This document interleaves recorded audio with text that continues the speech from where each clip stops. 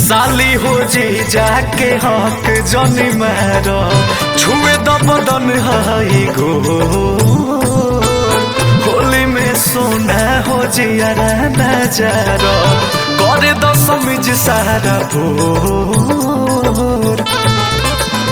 हवे न त बरियार झूठे कहता यार तुम आई देबो हंसताई देबो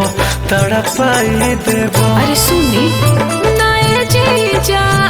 छुके छा नहीं देबो मुडगा बाड़ाई देबो आईने ओने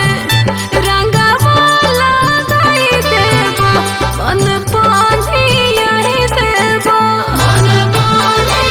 आई देबो मन पानी आई देबो।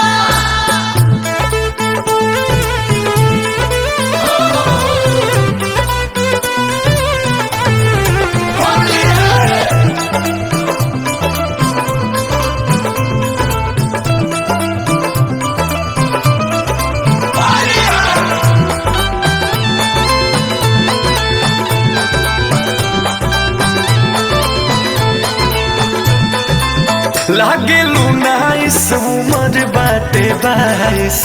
होली में मनाला करा माचा में हो जाई साजा हमरा रोवे के परी सब लस लस होई जीजा धोवे के परी रोजे होला नाही होली काहे बोले लोई बोली लसराई देबो तू चुआई देबो भिनुकाई देबो। नए जीजा छुके छा नहीं देबो मुडगा बाड़ाई देबो मुडगा बाड़ाई देबो आईने ओने रंगा वाला गाई देबो मन पानी आई देबो मन पानी आई देबो मन पानी आई देबो।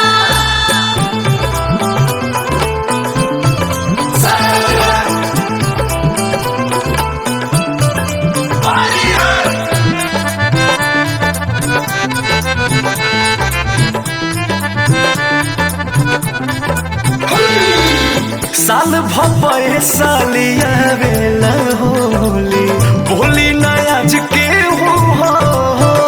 होली खेले के जीजा जी हमरा साथ नहीं खे दहले पिचकारी के सवाद नहीं खे माजा अंकुश से ले लो दोस बुस के कहेलू कि भिजाई देबो कठुआई देबो सिहराई देबो।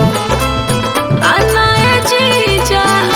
छुके छा नहीं देबो मुड